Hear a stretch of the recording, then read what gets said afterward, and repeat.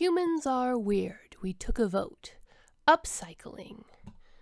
I am simply uneasy about the situation, Quartermaster Husk said, his tail twitching in accompaniment.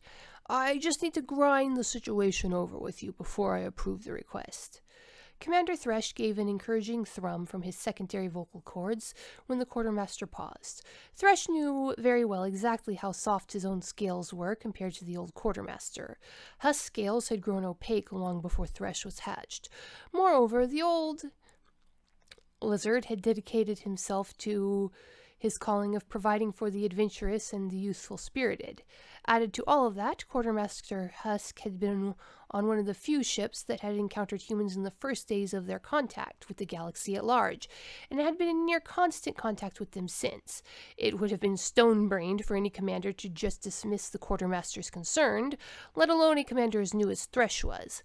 Still, it was clear that the older lizard was by natural disposition, a disposition that had been strongly tempered by the experience of those first chaotic days of contact with the humans, far more than overly cautious.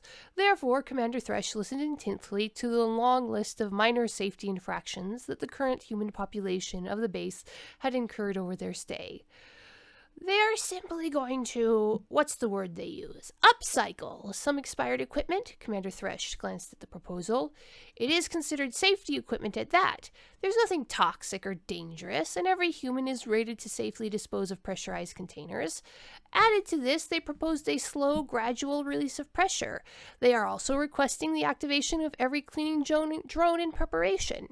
It seems that every safety and hygienic measure is being proactively taken. Then there is their scent when they talk about it, Quartermaster Husk said after a particularly slow and contemplative blink. His tongue flicked out as if trying to recapture the memory of the smell. The smell is so very similar to the smell they give off when anticipating danger, he said slowly. Not exactly the same sent me here, but very, very close. I simply do not think that it would be safe to let this idea sprout. Commander Thresh hummed thoughtfully as he deliberately mulled over the arguments. It clearly wasn't enough to forbid a morale-boosting safety training exercise that everyone was so obviously willing to participate in. Clearly, Quartermaster Husk understood this as well, and the dejected slump of his shoulders showed that clearly enough. It also showed that he clung to his theory that the training session was going to go horribly wrong in some utterly unsensible way. The commander drew in a deep breath and bobbed his head firmly. Authorize the session on my word and note your objections as clearly as you are able, he said. Quartermaster Husk flicked his tongue out in obedience. Having the decision made clearly relaxed him, but he still looked uneasy. We will at the very least get good data on our newest allies out of it, Commander Thresh said with a comforting wave of his tail. Now, I have to go inspect the outlying bases for predator safety. Hopefully the exercise will still be going on when I return, and you can detail your concerns then with the aid of actual observation. Quartermaster Husk gave a non-committal grumble, and Commander Thresh scrambled briskly away to his transport. The predator inspection left him as uneasy as ever. Not at the sight of any predator, but at the clearly murderous contraptions the humans had insisted were basic predator defense. Granted, they had not lost a single ranger to predation since they had implemented the humans' tactics, but the buzzing of the electric fence alone was enough to set his scales tingling with empathetic stress for any poor creature that touched it. He arrived back at the base far later than he had expected, and was pleasantly surprised to find that the indicator lights showed the exercise was indeed still in progress.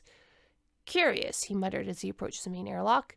The ground outside the airlock was dusted with a fine white powder, and signs of freeze burns tinged the ground cover that had been healthy when he left.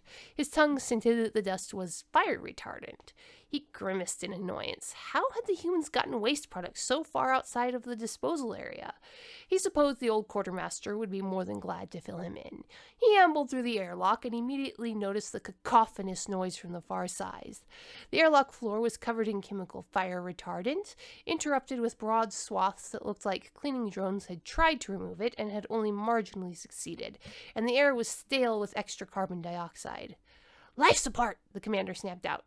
Give me a carbon dioxide reading. The system exhausted a chemical profile for a fully safe and clear, but it was overlapped with an indicator that the systems were having to overclock to maintain that state. The commander rushed through the final lock and froze as he looked out on the chaos. Before he could begin to process what he was seeing, a warm pair of hands scooped him up from under his forelimbs and deposited him under one of the benches the humans sat on to make putting their footgear on easier. "Safer under here, sir," Assistant Quartermaster Smith said with a sigh before sitting back down on the bench above them. Commander Thresh was vaguely aware that Quartermaster Husk was grumbling something behind him. It was no doubt some variation of having told him so, but the chaos that had taken his base was consuming the commander's attention. All obstructions had been moved out of the main hallway, and the cargo doors had been thrown open. Someone had painted guide tracks seemingly randomly across the floor, and what seemed like every disc-shaped cleaning drone had been set loose in a sea of chemical fire retardant, which might have made some level of sense, he supposed, except someone had gone to great lengths to set controlled fires alight on top of each and every drone. Dashing through the chaos, humans, more humans than he thought his base contained, perched in pairs and singly on the office chairs meant for their use, and mobile benches meant for the use of their lower bother gathering. The humans appeared to be using the expired fire extinguishers as propulsion, explaining the sea of retardant that covered the floor. When a human managed to get near a flaming cleaning drone, they would aim the extinguisher at the flame and hold it there until the propulsion of the escaping gas or chemicals pushed them away. The second human used an extinguisher in the opposite direction to counter, but without apparent synchronization it seemed difficult to manage. "Are they practicing putting out fires in zero-gravity conditions?" the commander finally managed to gasp out, hoping they sounded like a reasonable adult rather than the stunned hatchling he felt like. "I have no idea," Quartermaster Husk grunted out as he rubbed his nose against a thigh to wipe off some retardant. "Well," Commander Thresh said with a tone of cheerfulness, "all the fires are nearly out, so this should be over soon." "Takes them maybe 2 minutes to put the fires out," Quartermaster Husk snapped. "Then how are they still?" Commander Thresh began. His question was interrupted as an extinguished cleaning droid rolled past them, busily sucking up retardant. One of the single humans on an office chair rolled past and with a whoop of glee sent a gout of flame pouring into the dish trapped on to the drone's top. The flame seemed to come from an improvised device. The fireproof drone continued on its way dutifully, with a fresh pillar of fire leaping from its dish. Delighted hoots from the paired humans followed as they tried to aim for the newly lit drone.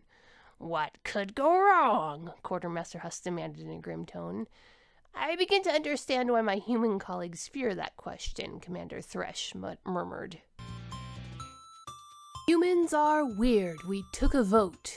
Available on Indiegogo for the month of October 2020 and available for in demand through November. Humans Are Weird. We Took a Vote. Monty Python meets Star Trek in the second book of Human Absurdity, a short story collection that will have you chuckling for years to come. Humans Are Weird. We Took a Vote. Available on Indiegogo. Go and get your copy now.